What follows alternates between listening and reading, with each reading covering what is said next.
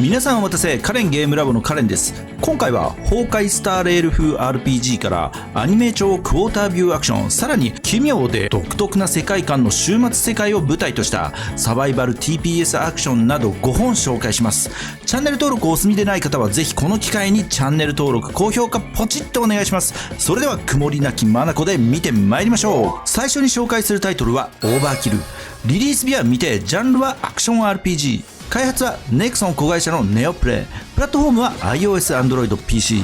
本タイトルはネクソンが運営するアラド戦記の世界観を踏襲した新作アクション RPG。そもそもアラド戦記知らないって方のために簡単に紹介すると、2005年にリリースしたオンラインベルトスクロール MMO アクションで、2005年代はまだ PC 自体のスペックもかなり低く、低スペック PC でも爽快感のあるアクションゲームを楽しめて、さらにみんなでワイワイ楽しめるということで、今なお人気のあるタイトル。23年時点で登録者数8億人を超えるビッグタイトル。また以前このチャンネルで紹介した火山もアラド戦記をモチーフとしたソウル系ゲームとして開発中で、アラド戦記を使ったプロジェクトが進行中。そんなアラド戦記の IP を用いた本タイトルはアンリアルエンジン4を採用し開発が進んでおり、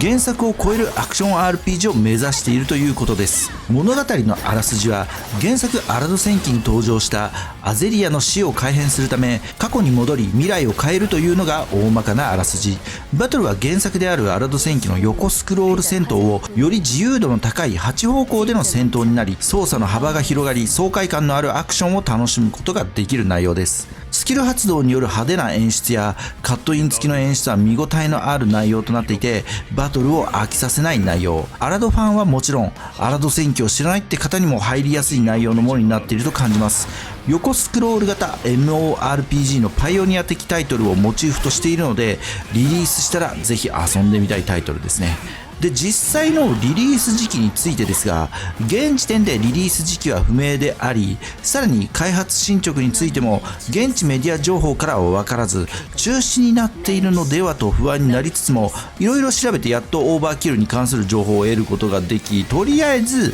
リリース時期は未定であるもののしっかりと開発を進めていることが分かりました。情報ソースとしてはオーバーキルと火山のこちらの開発ドキュメンタリー映像からとなります。興味ある方はぜひご覧くださいませ。日本語の自動翻訳が可能なので大体把握できると思います。また来月ネクソンの第一四半期電話会議が行われるので、その中で何かしら言及があれば嬉しいところですね。まだまだ情報急須ではありますが、新情報があればまた改めて紹介したいと思います。続いてのタイトルはドーサガーディアンズ。リリース日は2024年4月30日。ジャンルはアクション RPG。開発はライフルス。プラットフォームは iOS、Android、PC。開発元のライフルズは2022年1月に設立したゲーム開発スタジオで、ネットマーブルや NC ソフトなどのゲーム開発に携わっており、主にアクション RPG 系ゲームジャンルの開発を得意としているゲーム開発スタジオ。そんな開発スタジオの初タイトルとなる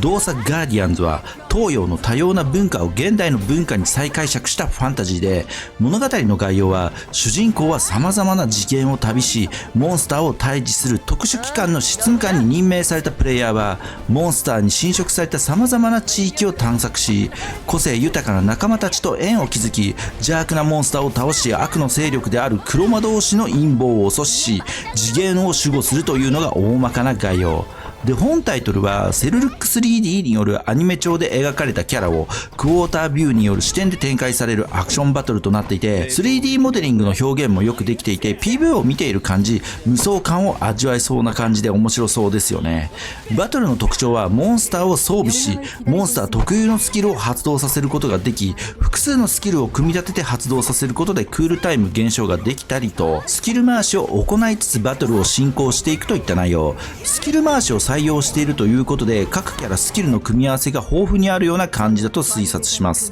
スキルの組み合わせを覚えるのは大変ですが、うまく決まった時の達成感はどうやって感じになれますよね。また PV を見る感じ、基本はソロによるバトルではあるものの、協力プレイによるボス戦のようなものもありそうなので、仲間内でワイワイ楽しめる内容となっていそうですね。今月末にリリースということなので、気になる方はぜひチェックしてみてくださいませ。続いてのタイトルなんですが、まだ情報量が少なく、ティザー PV などもなく、制作意思表明されたタイトルの紹介です。タイトル名はオズリライト。リリース日は未定、ジャンルは RPG、パブリッシャーは星になれベーダの騎士たちを手掛ける 5IM がパブリッシャーを担当。本タイトル、アニメ調グラフィックで描かれる収集型 RPG ということで、4月15日にプロジェクトオズから正式名オズリライトに確定したことが発表されました。ゲームの概要はおとぎ話オズの魔法使いを再解釈したストーリーラインが特徴で、プレイヤーはドロシーをはじめ7人の創作者リライターたちと共に世界を救うための旅に出るといった概要。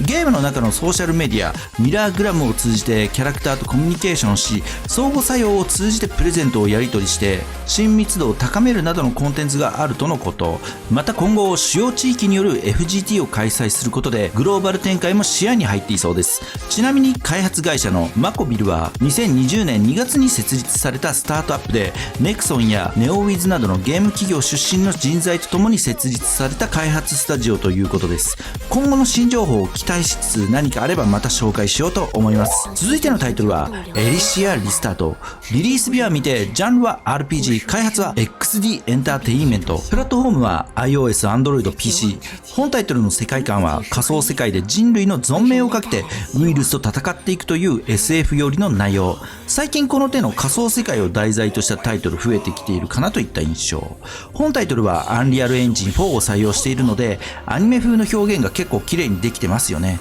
PV 見ているとポップな感じで、どことなく PV の作りは前列ゾーン0のような雰囲気が出てますね。またゲーム内容はシンボルエンカウントを採用した RPG で、バトルは4名編成で各キャラ3つのスキルを保有しており、キャラの速度によって攻撃順が決まる崩壊スターレールを意識した作りとなってます。 PV 見て気になったのは、先制エンカウントを取っても敵にダメージが入っていないような気がするんですよね。マップ内での移動に関するインタラクションは分かる範囲で透明化、ワイヤーアクション的な要素。透明化については移動時に透明化アクションを行うことで敵に発見されることなく先制攻撃を仕掛けることが可能。 PV 上だと分かりにくいと思うのですが、白く半透明になっている間は敵に見つからないようです。そのため障害物に隠れる必要性もないとのことらしいのですが、前回のベータテストでこの辺がどう評価されたかによって修正が入る可能性があります。ワイヤーアクションに関しては障害物を乗り越える程度のものとなっていて、オープンワールド系のゲームでよくあるワイヤーアクションとは違う感じですね。多分ワイヤーアクションができるポイントに行くとアクションコマンドが表示されて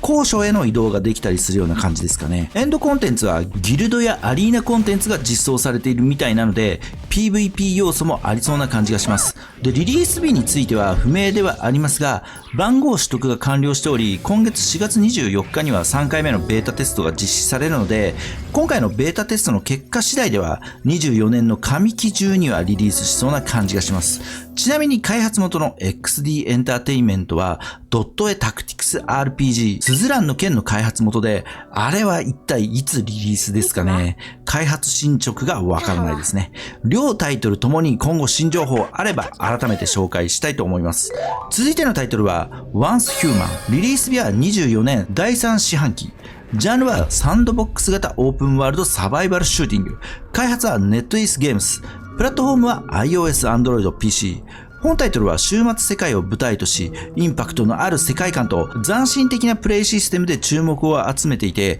Steam ウィッシュリスト11位にランクインするなど、今後期待されているタイトル。プレイヤーはスターダストと呼ばれる宇宙の力の影響で変容した世界を探索し、スターダストの影響により超常的なモンスターと対峙し世界を取り戻すといった内容。プレイヤー自身もスターダストの影響を受けているため、超常的な能力を使うことができるなど、ファンタジーや SF 色のある内容。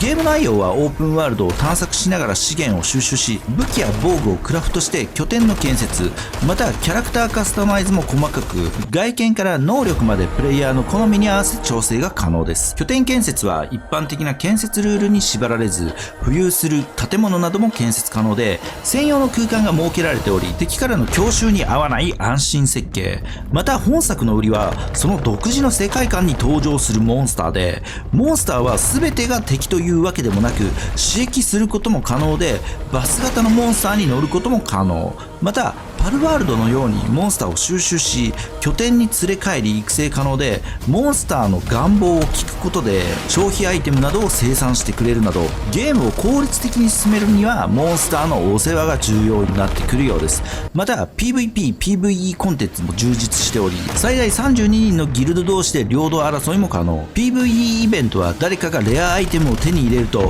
PVP モードになって奪い合いが発生するなど、興味深いルールも用意されているとのことです。この独特な世界観に興味のある方はもうじきリリースするので遊んでみてはいかがでしょうか。はい、今回は崩壊スターレール風 RPG からアニメ調クォータービューアクション、さらに奇妙で独特な世界観の終末世界を舞台としたサバイバル TPS アクションなど5本を紹介してまいりましたがいかがでしょうか。特に最後に紹介したワンスヒューマンは気になりますね。もうじきリリースなのでちょっと遊んでみようかと思います。ということでチャンネル登録をお済みでない方はぜひこの機会にチャンネル登録、高評価ポチッとお願いします。それでは今回はこの辺でご視聴ありがとうございました。次回もお楽しみに。